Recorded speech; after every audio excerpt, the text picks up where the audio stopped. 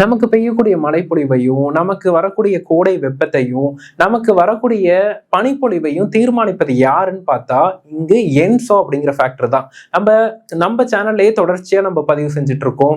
El Niño, La Niña, positive IoT, negative IoT இதெல்லாம் பத்தி நிறைய பேசியிருப்போம்.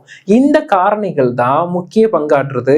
உங்கள் பகுதியில மழைப்பொழிவு இருக்குமா, அல்லது பனிப்பொழிவு அதிகமா இருக்குமா, இல்ல வெப்பம் அதிகமா இருக்குமா, இல்ல ஒரு காற்று பாதிப்பை ஏற்படுத்தும் புயல் வருதா, இல்ல மழைப்பொழிவை தரக்கூடிய புயல் வருதா என்பதெல்லாம் இந்த என்சோ ஃபேக்டரோட டிபெண்ட் பண்ணி தான் இருக்கு.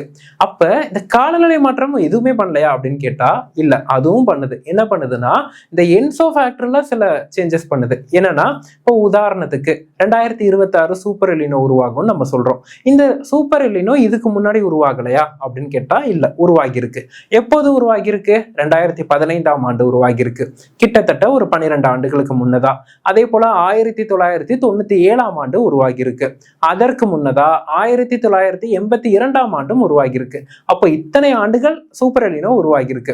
அந்த அந்த ஆண்டுகள்ல தாக்கம் என்பது உலக அளவுல ஒரு தாக்கத்தை ஏற்படுத்தியிருக்கும். ஆனால் 2026ஆம் ஆண்டு உருவாகக்கூடிய சூப்பர் எலினோ மிகவும் கவனம் பெற்றிருக்கு உலக அளவுல. காரணம் என்னன்னா, 1982லயும் 1997லயும் 2015லயும் உலக அளவுல வெப்பநிலை இருந்துச்சுல்ல, அந்த வெப்பநிலை என்பது இப்ப இல்ல. இப்ப அது அதிகரிச்சிருக்கு. இப்ப உலக அளவுல இருந்த கடல் வெப்பநிலை அதிகரிச்சு அந்த அதிகபட்ச வெப்பநிலையிலிருந்து பசிபிக் பெருங்கடலின் மேற்கு பகுதி மற்றும் மத்திய பகுதிகளில் வெப்பநிலை என்பது 2.5 டிகிரி செல்சியஸ்க்கு மேல அதிகரிக்கும்னு எதிர்பார்க்கப்படுது. அப்போ புரியுதா? இப்போ முன்னதான காலகட்டத்துல உலகின் வெப்பநிலை சராசரி வெப்பநிலையே குறைவா இருந்துச்சு.